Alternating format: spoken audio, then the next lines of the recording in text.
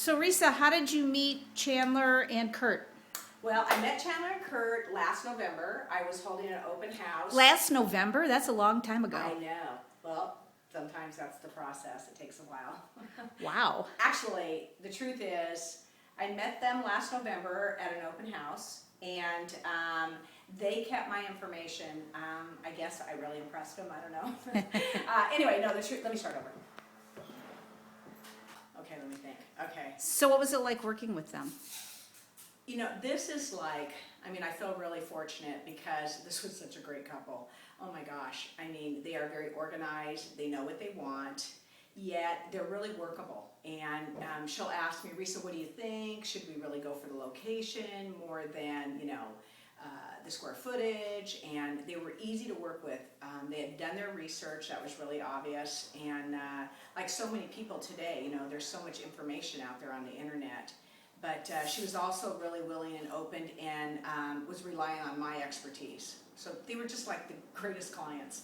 And we started our search. They wanted to be close to Chandler's family, which is Hermosa Beach. And actually, we had an offer in on a house that was right down the street from her parents.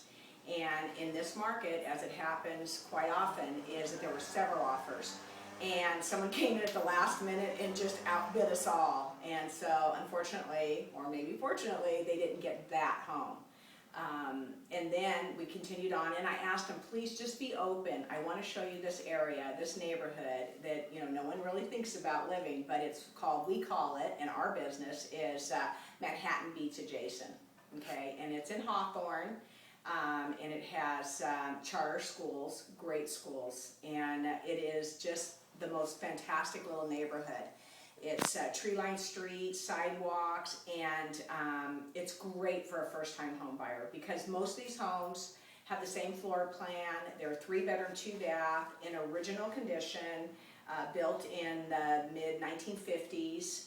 And anyway, so this one came up. In fact, because I network with all the local agents, I was able to find out about this property before it even came on the market.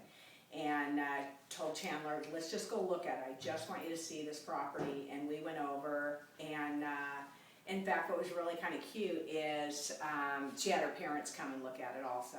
And we're only about less than 5 miles, 3 miles to her parents, so it's not like we had to move far for this particular property.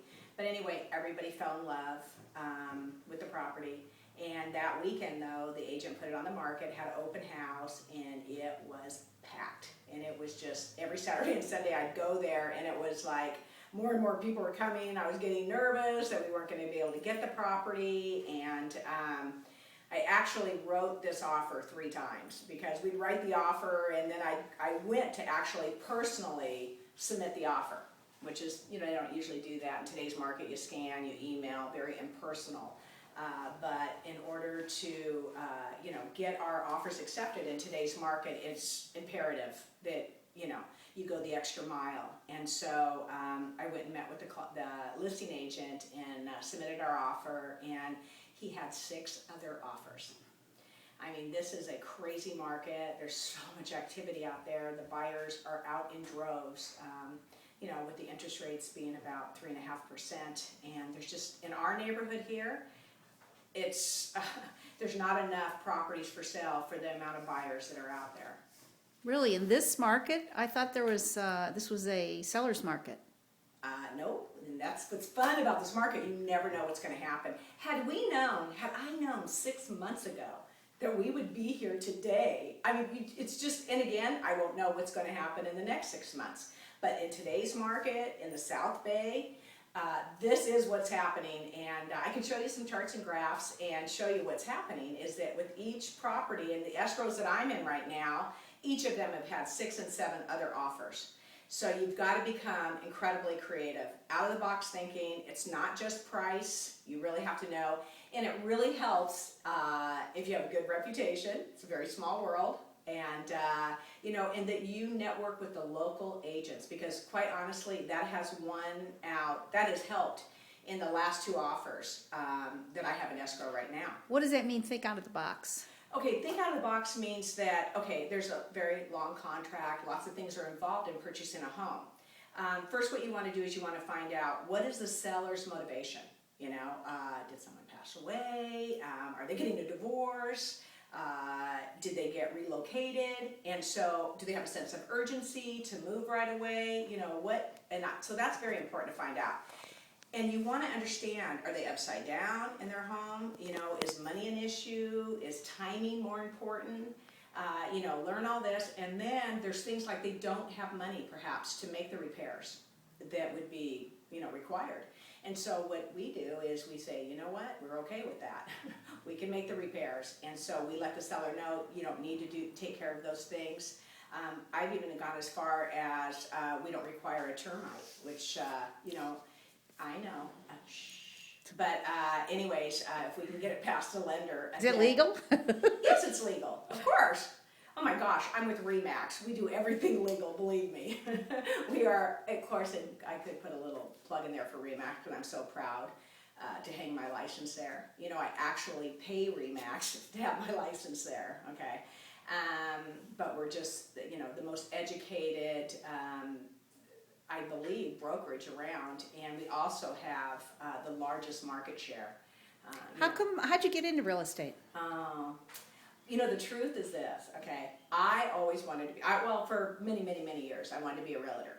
But, you know, I have to tell you, it's quite expensive, costly to become a realtor. In fact, right now, it costs me approximately $20,000 a year just to have a license and my broker's fees and marketing. You know, it's very expensive, and you know, you have to be able to afford to sustain yourself in the first few years where, you know, your friends and family are not real willing to allow you to sell their home. So it takes quite a while to get up and going in this business. And so I had to wait until I was financially in a situation where I'd be able to do that. And the moment I was, I went for it and just took the risk and had the money saved in the bank and went forward and haven't looked back.